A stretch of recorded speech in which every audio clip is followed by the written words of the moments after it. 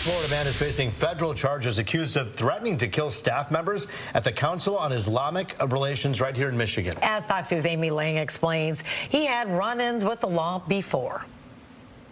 Investigators say there were several calls over the course of several days that came in here to CAIR's office in Canton.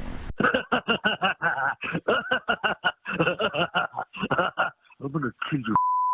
I'm gonna kill you. It was really scary. He was laughing maniacally, like it's something right out of a horror movie, quite frankly. It was early December when the phone calls started. Why are you in my country, mother? Go back to Palestine. You're an animal. You're an animal. You're violent. You're a killer. You're a rapist. I'm gonna kill you, mother.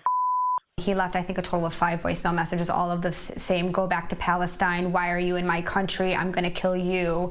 A lot of cursing. It was actually terrifying.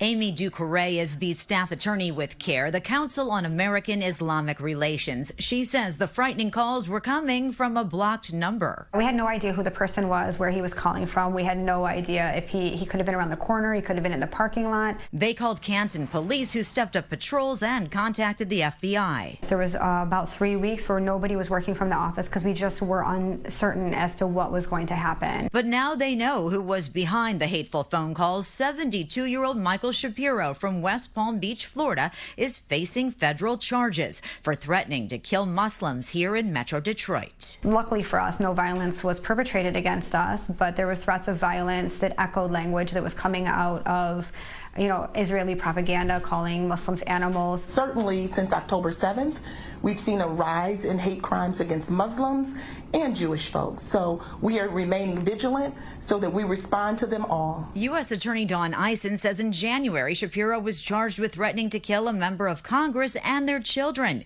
In 2019, he faced charges for threatening other politicians as well. We need to make sure that our communities feel safe and that we're remaining vigilant, especially in these times where hate is our climate. We're in a climate of hate. Shapiro could face 10 years in prison for each count. The staff at CAIR, just grateful investigators are taking the situation so seriously. It really does send a message that, hate in the United States will not be tolerated. If you, pick up a phone and you call people with hateful messages and threats of death and violence, you're going to face real life consequences for that. In Dearborn, Amy Lang, Fox 2 News.